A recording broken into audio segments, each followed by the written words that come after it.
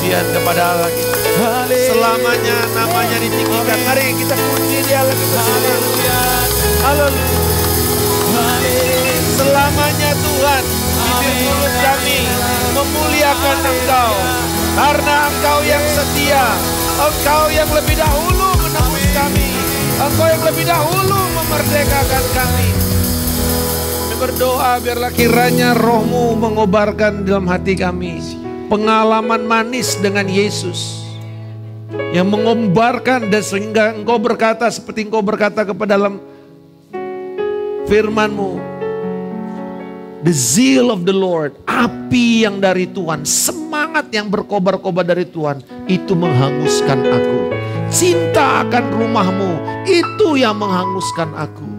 Tuhan, biarlah Tuhan mau mengingatkan saya dalam minggu ini bahwa kapan terakhir engkau mengalami satu pengalaman yang luar biasa dengan Tuhan. Engkau berjumpa, engkau mendengar suara Tuhan.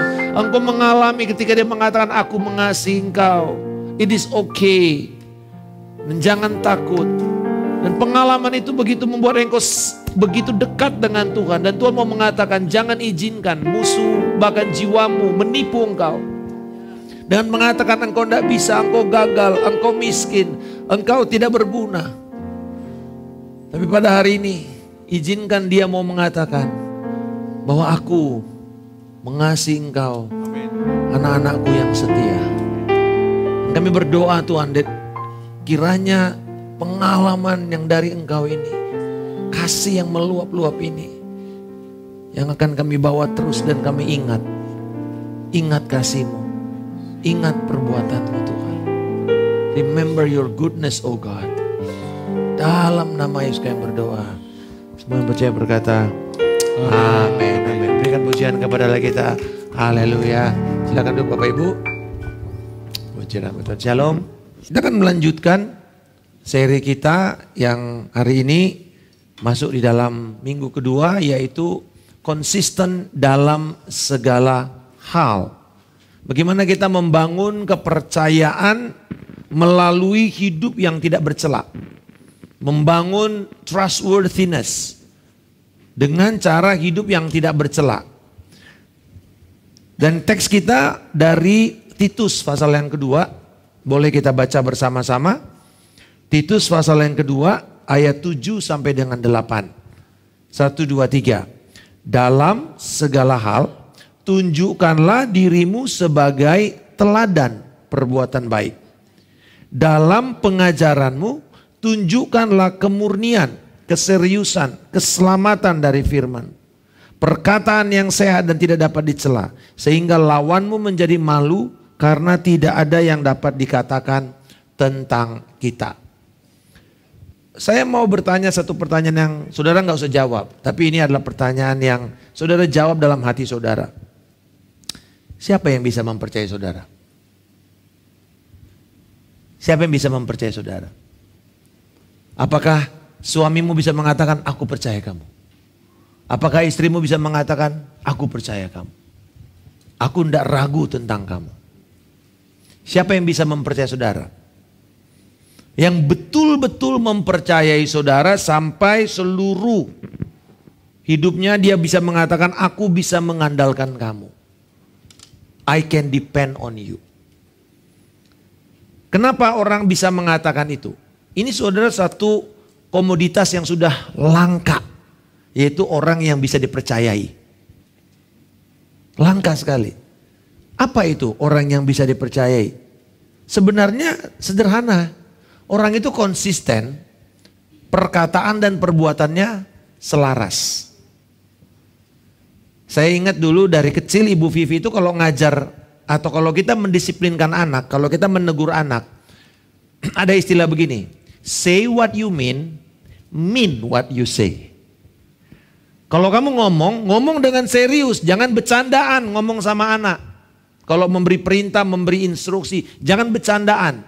Dan kalau kamu serius mengatakannya dan sungguh kamu serius dengan apa yang kamu katakan itu. Kamu lakukan. Ini menarik saudara karena anak ternyata disiplin anak itu bisa terbentuk kalau orang tuanya konsisten. Ini dalam mendidik anak ya. Ini yang punya bayi-bayi jelas ini. Bahwa konsistensi itu penting.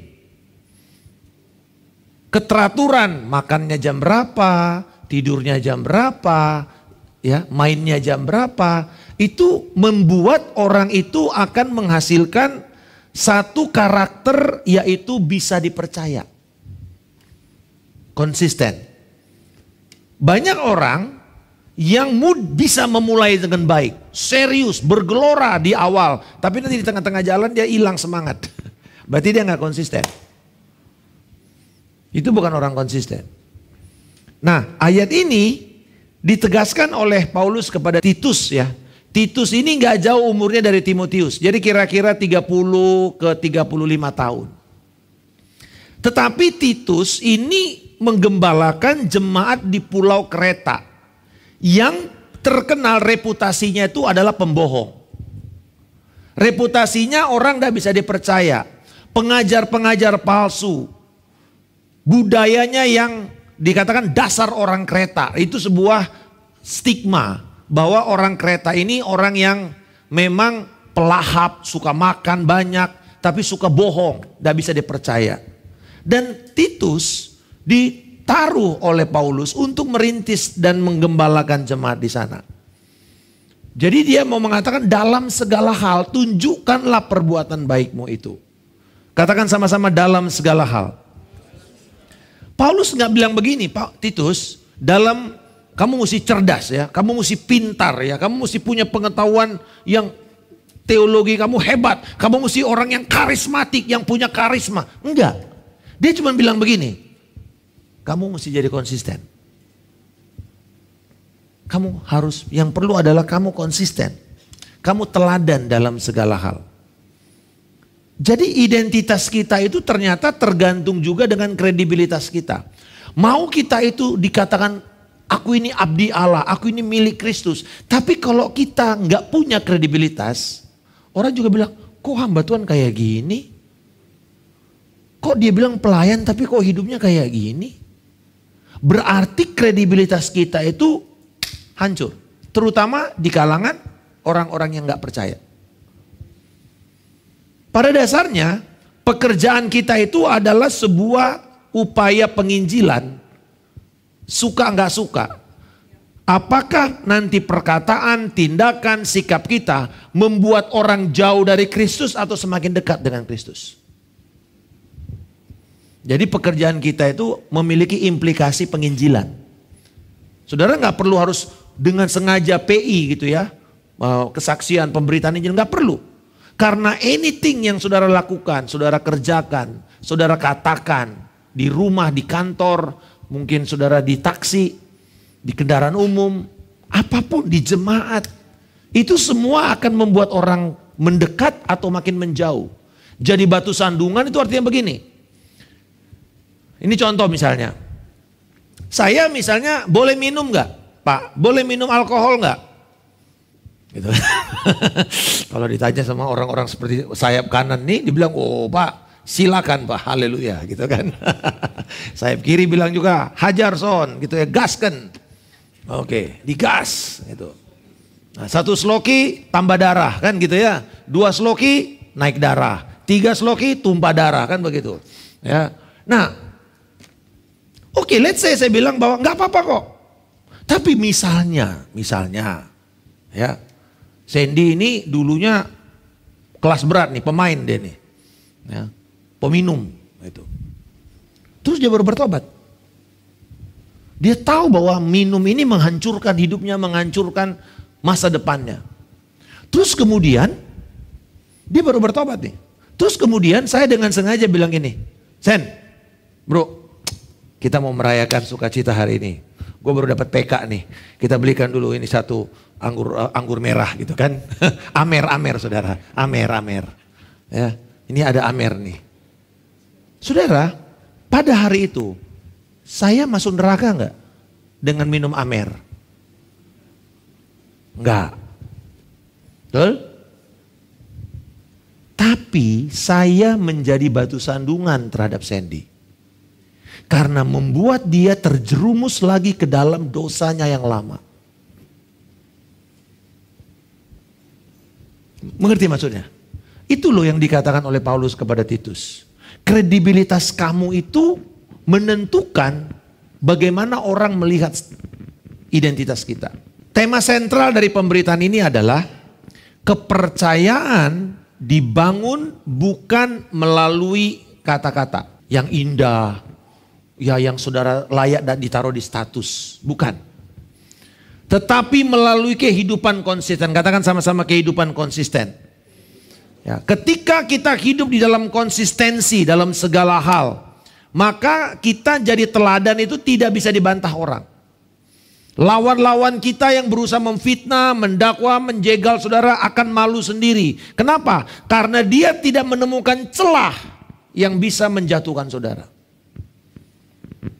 Saya memberikan latar belakang konteks daripada ayat yang baru saja kita baca.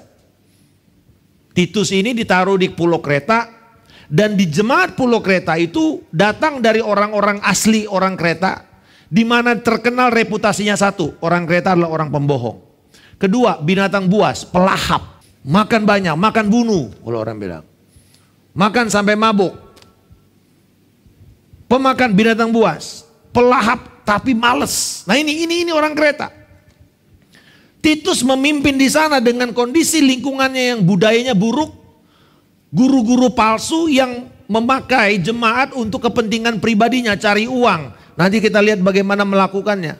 Dan kemudian untuk bahkan mencari alasan bagaimana kami menolak ajaran Kristus yang dia bawa oleh Titus. Titus ada di tengah-tengah kondisi seperti itu. Saudara tahu apa nasihat Paulus? Dia bilang gini, lu gak usah menang debat. Lu gak usah usahakan hidupmu menang debat.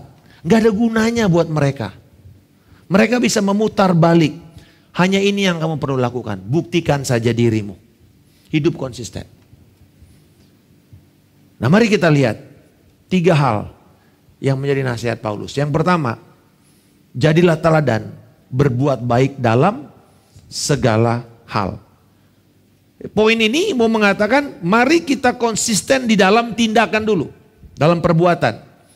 Ayatnya dikatakan ayat 7a, dalam segala hal. Tunjukkanlah dirimu sebagai apa? Teladan perbuatan baik. Nah itu dia. Teladan perbuatan baik. Jadi dalam segala hal, ini berarti tidak ada, ini totalitas ya. Tidak ada yang kita sembunyikan. Lalu apa dalam segala hal ini? Teladan dalam perbuatan baik. Tidak ada satupun yang dikecualikan. Tidak bisa kita mengatakan, oh ya saya mau berbuat baik jadi teladan di dalam hal mengelola keuangan. Tetapi di dalam mengelola emosi saya, ya mungkin ini gak apa-apa lah, lu terima aja lah, gua orangnya suka maki-maki. Yang begini gak bisa. Memang betul kita punya banyak plus minus. Bahkan di dalam prinsip Alkitab, your strength is also your weakness. Misalnya contoh, bila seorang yang pemimpin, commanding atau wanita atau pria alfa. Wah commanding kan, wah dia akan maju. Dia akan menerobos. Tapi kelemahannya apa? Dia nggak sabar. Kalau marah dia bisa meledak. Dan itu satu paket. Sehingga pada waktu dia tahu dia kekuatannya, di saat yang sama dia harus sadar untuk dia berseru kepada Tuhan, minta pertolongan supaya Tuhan menolong dia untuk dia tidak jadi batu sandungan. Mungkin sampai mati dia nggak bisa full dengan itu semua. Kita tahu Paulus contohnya adalah orang yang kolerik, kan? Kolerik itu orang yang apa? Maju terus, pantang mundur, itu orang kolerik. Hajar terus, itu orang kolerik. Tetapi di sisi lain, Tuhan mengubah dia. Dia sadar kalau waktu orang gak setuju dengan dia, dia bisa marah, dia bisa hajar. Tapi ketika di jemaat Korintus dia bisa bilang begini. Mungkin kamu berpikir saya ini orang yang gak mampu, orang yang begini. Aku ini begini, aku ini begini. Dia bisa menunjukkan semua kredibilitasnya, tapi dia gak lakukan. Hal yang sama dengan Petrus. Petrus di Injil dengan Petrus di surat Petrus itu beda. Apa yang dirubah di situ? Personalitas Petrus semakin diubahkan. Tapi tetap gak dia orang yang sanguin. Petrus itu sanguin ya. Tahu yang sanguin itu? Otaknya, mulutnya lebih maju daripada otaknya. Itu sanguin. Ya kan, Petrus kan begitu. Aku mau mati buat kamu. Tapi nanti waktu ditantang, wah ntar dulu ya.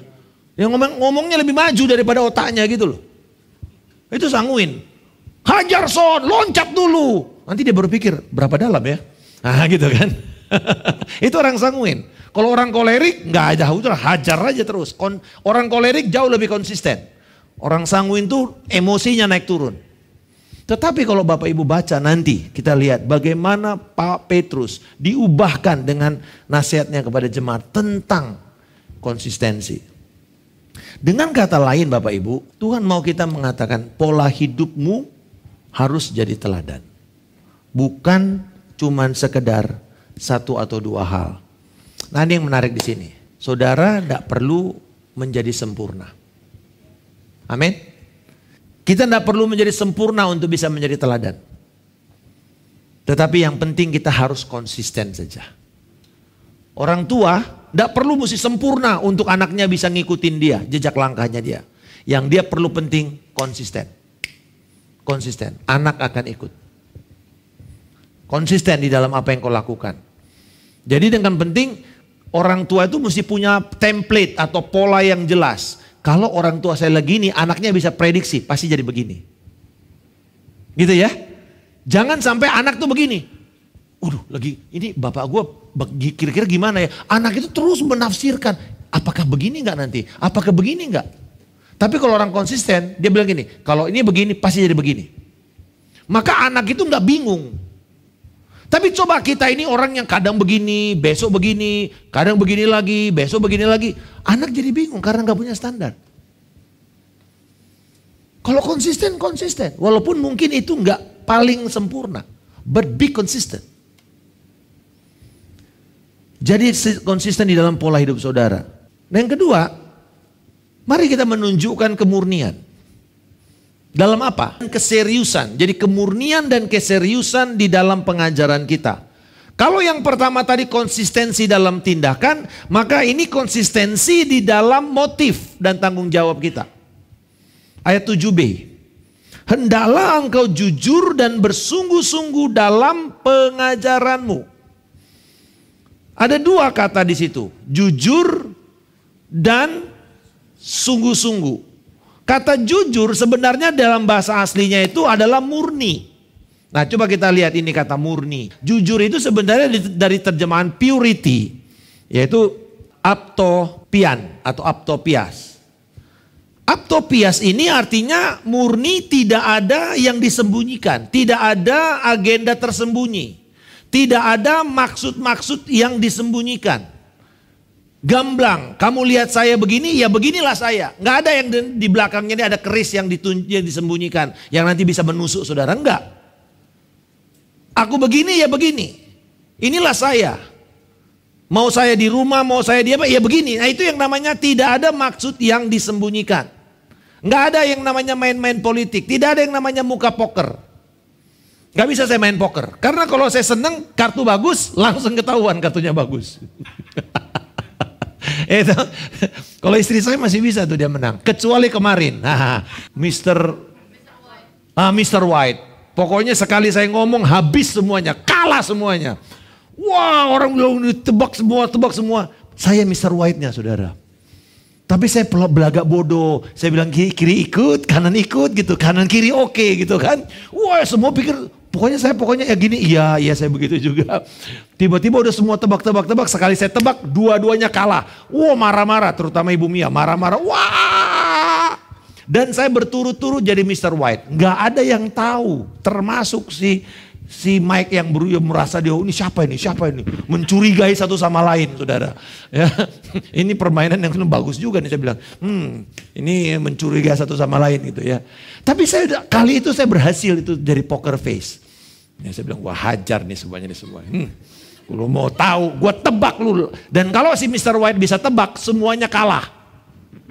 Gitu. Tapi kalau tidak ada yang menebak dan saya bilang saya Mr. White, kalah juga semua mereka. Ini permainan menarik sekali saudara. Tapi cuma di situ saya menang, di sisa lain saya nggak bisa menang. Kalau main domino gitu ketahuan kartu saya bagus apa enggak. gitu ya, yang main gaple gitu ya. Istri saya lebih jago main gaple saudara daripada saya. Ketahuan kartunya bagus apa nggak bagus. Bapak Ibu, saya bukan orang yang ya beginilah, kalau saya ada begini ya begini. Mau saudara lihat dimanapun ya sama aja. Tetapi Bapak Ibu, di saat itu dan sebenarnya masih berlaku sama sekarang ya. Di kalangan kekristenan ada orang yang menjual doa. Mau didoakan lebih cespleng, sumbang 10 juta. 20 juta dipuasain gitu kan. Tapi kalau cuma 2.000 ya dari jauh aja, dalam nama Yesus saja. Terjadi. Atau jual gelar rohani. Yang bikin Anda jadi langsung naik jabatan. Mau dapat gelar pastor. Supaya bisa langsung diundang khotbah. Daripada evangelis atau Eva, nah itu lama tuh diundang khotbah. Tapi kalau PS itu langsung diundang khotbah. Siapa yang mau diundang? Siapa yang mau jadi gelar nabi gitu, gelar rasul. Dijual saudara di Amerika. Atau mungkin menawarkan kursus-kursus dengan kurikulum yang gak jelas. Hanya untuk cepat kaya. Dan motif-motif seperti ini memakai keadaan rohani untuk mencari keuntungan. Titus 1 ayat 1 dikatakan ayat 11 bilang, guru-guru ini mengajarkan apa yang tidak untuk mendapat keuntungan yang memalukan. Itu terjadi di kalangan apa yang dihadapi oleh Titus. Sehingga Paulus mengatakan, Titus jangan seperti mereka. Tunjukkan kemurnianmu kalau kamu mengajar. Jangan jadi pendeta wanipiro. Jangan jadi pendeta yang bisa diukur berapa persembahanmu. Biarkan orang tahu bahwa kamu mengajar dengan murni. Yang kedua bukan cuma murni atau jujur, tapi serius, sungguh-sungguh. Ya kata serius, ya semnoteta ini artinya orang itu memiliki rasa hormat, dignity dalam melakukan tugasnya. Misalnya saudara dipercayakan untuk main keyboard. Maka itu adalah tanggung jawab yang saya harus emban dan saya melakukan itu dengan kesadaran yang besar. Kalau saya ngaco, ini bukan cuma saya yang akan salah, banyak orang yang akan terpengaruh. Maka apa yang kita kerjakan ini menentukan banyak orang. Hal yang sama kalau saya ngajar sesuatu yang ngaco, bukan cuma saya yang salah. Berapa banyak orang yang akan terhamirkan? Saudara, jadi pengajar itu dituntut 2 kali lipat.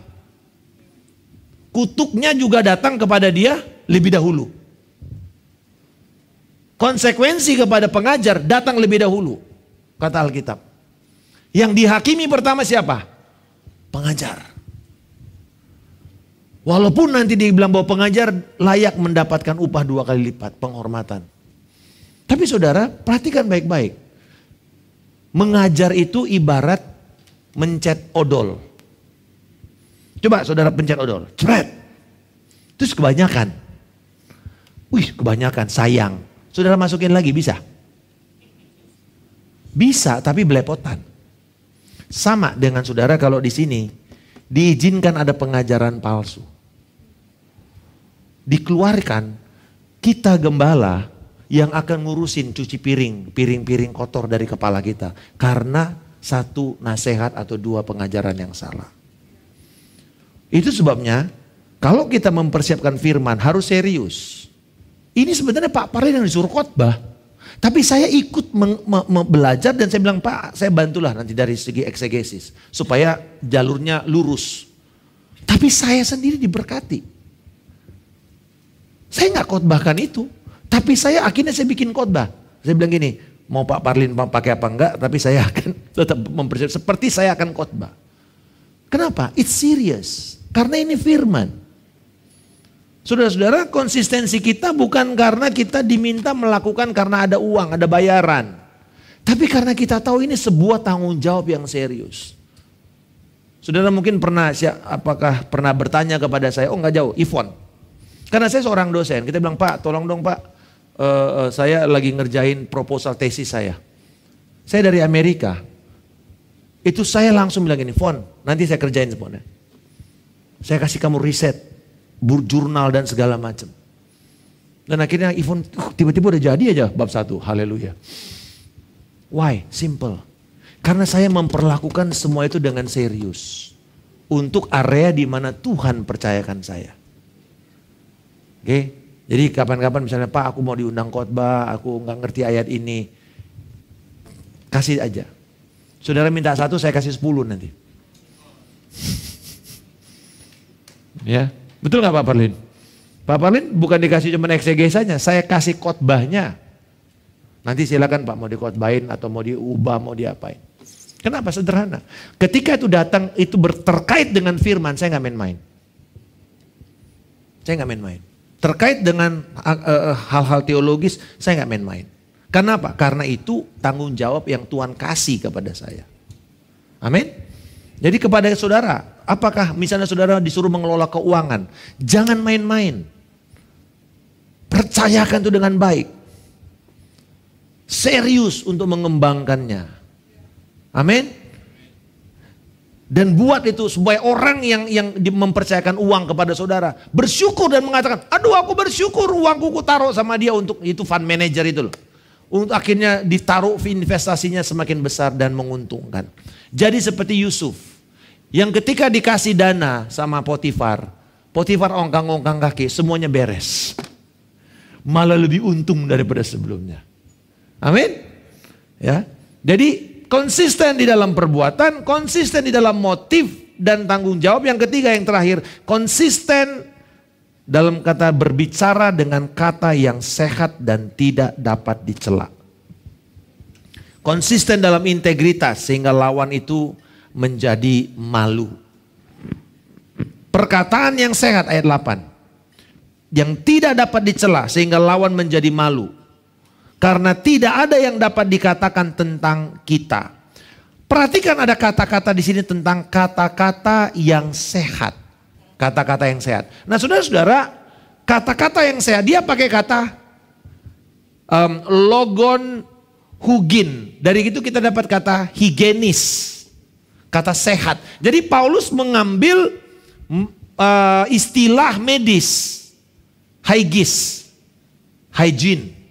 Nah istilah medis ini artinya tidak sakit, tidak terkontaminasi, bebas dari penyakit. Itu arti kata dari pakai kata sehat di sini. Perkataanmu haruslah perkataan sehat. Nah Bapak Ibu, bagaimana kita menentukan sebuah doktrin itu sehat apa tidak?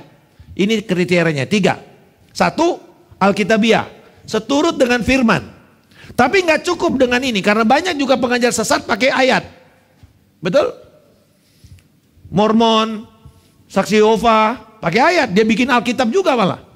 Tetapi yang kedua, ortodoksi. Artinya sesuai nggak dengan aturan sejarah dan praktek gereja selama 2000 tahun.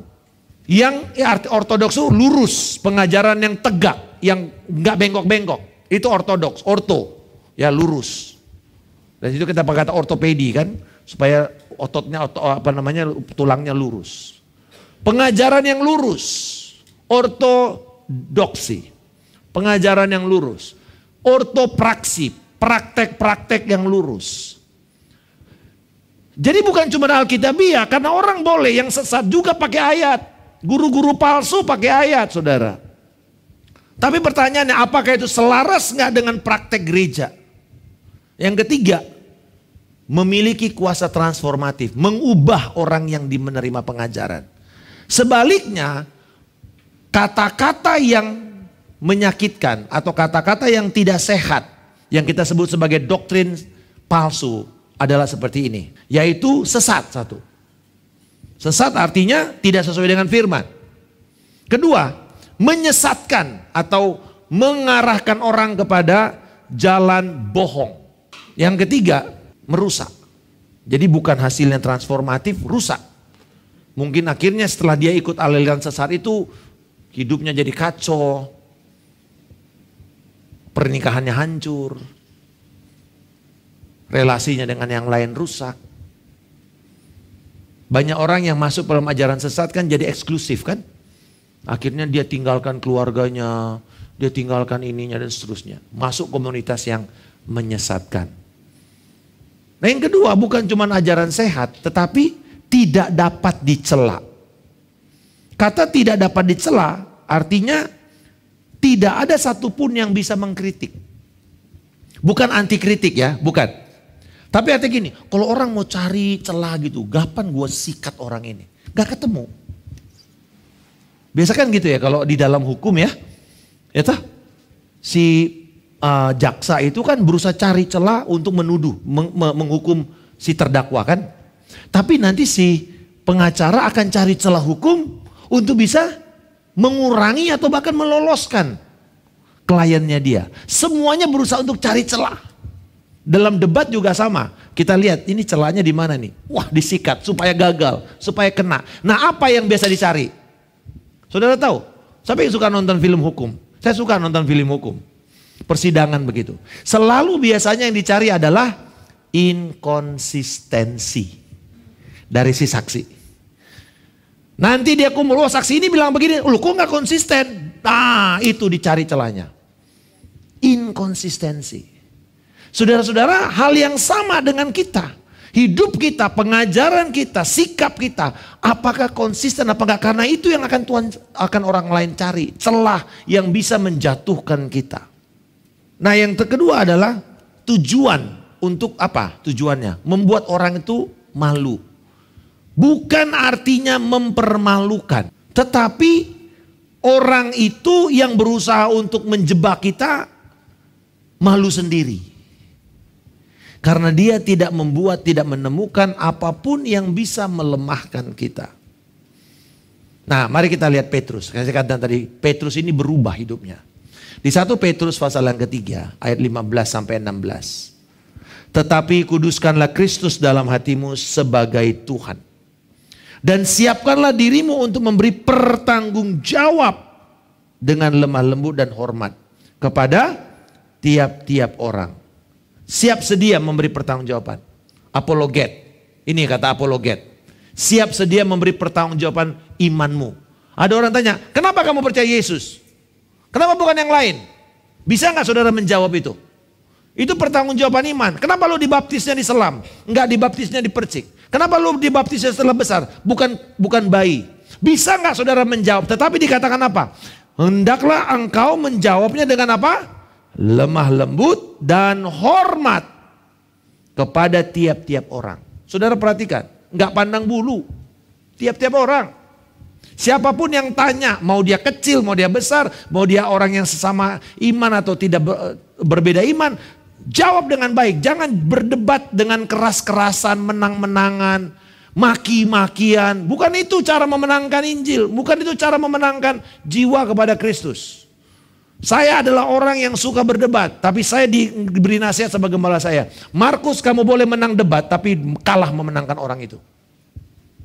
Lu boleh menang debat, tapi kalah memenangkan jiwanya. Untuk apa kita menang debat? Lalu kemudian orang itu menjauh dari Kristus. Dikatakan kemudian ayat 16, dengan kelakuan yang baik di dalam Kristus, sehingga mereka yang memfitnah kamu karena hidupmu yang saleh dalam Kristus menjadi malu karena fitnaan mereka. Oke, ini orang kelihatannya hebat sekali nih yang nulis ini. Tapi coba kita lihat dia pada waktu Yesus ditangkap. Siapa yang cabut pedang lalu potong telinga pengawal itu? Si Petrus. Main tancap aja, cas, lepas satu. Terus Yesus bilang gini, aduh Petrus, kenapa sih lu diambil kan telinganya kan? Terus ditempelin lagi sama orangnya. Sebenarnya kan mujizat kan itu. Di tengah-tengah kegelapan malam, di tengah-tengah stres berat, Yesus masih bisa bikin mujizat. Saudara. Diambil tuh telinganya satu, ditempelin lagi. Terus namanya siapa tuh orang yang dipotong? Maltus. Mirip-mirip dengan namanya Markus. Yang Markus itu siapa? Anak muda yang lari telanjang terbirit-birit. Nah itu namanya si Markus itu sebenarnya. Yang saudara tahu kan ada anak muda yang lari telanjang terbirit-birit. Waktu didatangin sama sekumpulan. Nah itu si Markus itu. Itu si Markus yang nulis Injil itu. Dia lari terbirit-birit saudara. Orangnya memang agak pengecut sedikit waktu itu. Dan itu yang kemudian didiskualifikasi sama Paulus kan. Kau ini masa gini aja. Udah kau pulang kau. Suruh pulang kan si Markus. Yohanes Markus itu loh. Tapi nanti waktu Paulus udah tua. Nih Paulus kan orangnya marah-marah. Gak bisa terima itu orang yang di luar standarnya dia. Tuh, karena orang kolerik begitu. Gak sesuai standar, out, potong. Tapi kemudian dia tulis begini. Panggillah Markus. Pelayanannya penting bagiku. Dan sudah tahu ayat itu dipakai oleh satu orang teman saya untuk memanggil saya masuk pelayanan full time. Dia bilang, bro aku dapat ayat ini bro. Bawalah Markus kepadaku sebab pelayanannya penting bagiku. Itu ngerintis gereja di Bogor pertama. Saya akhirnya ikut dari Lampung, saya balik ke sini. Dia bilang, bro ayat ini dapat nih bro, kayaknya lu mesti ikut saya. Pelayananmu penting bagiku.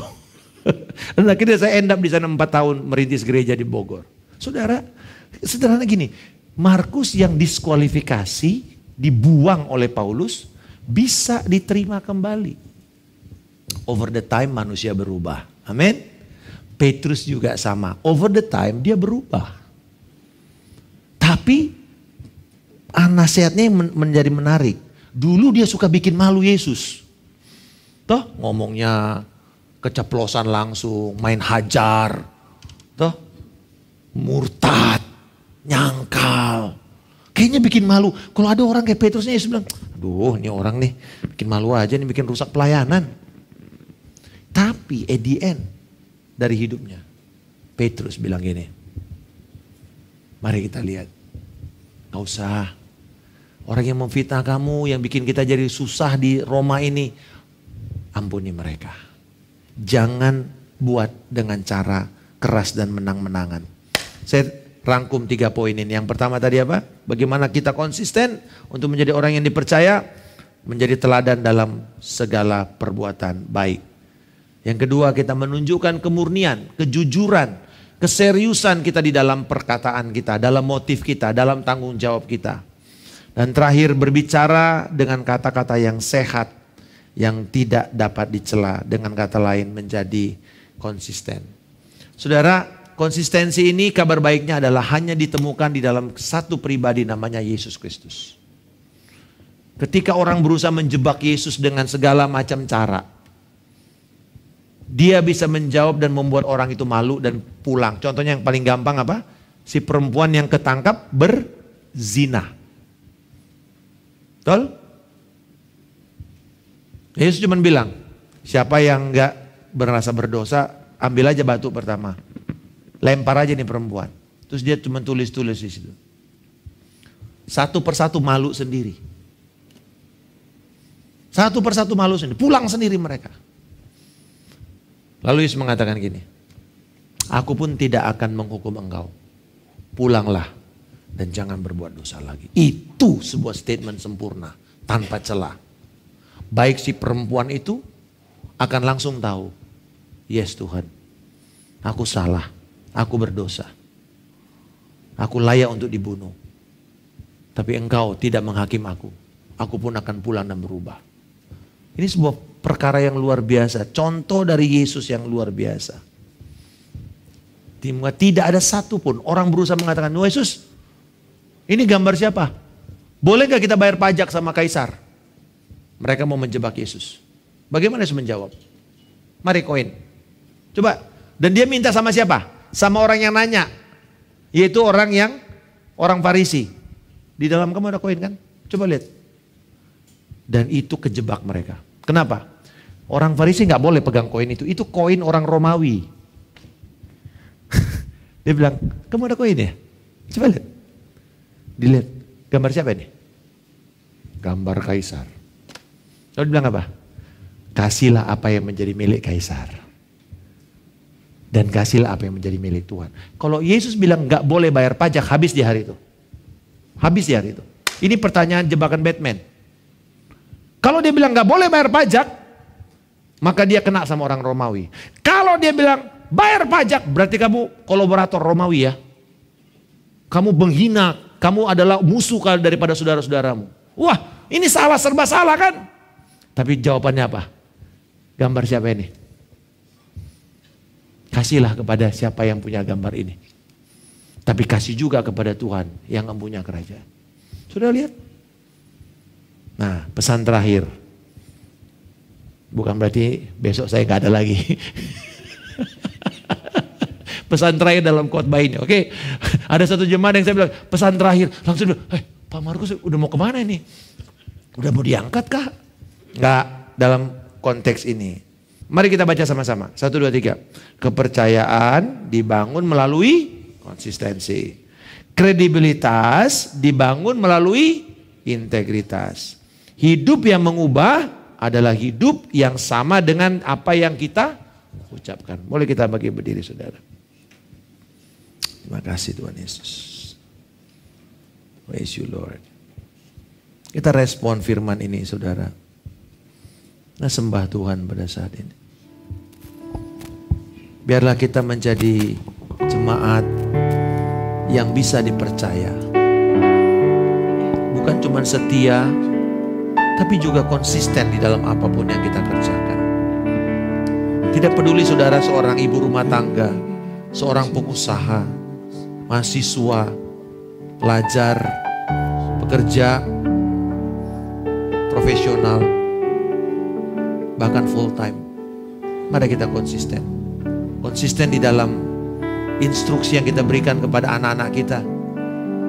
Konsisten dengan apa yang kita katakan dan apa yang kita harapkan.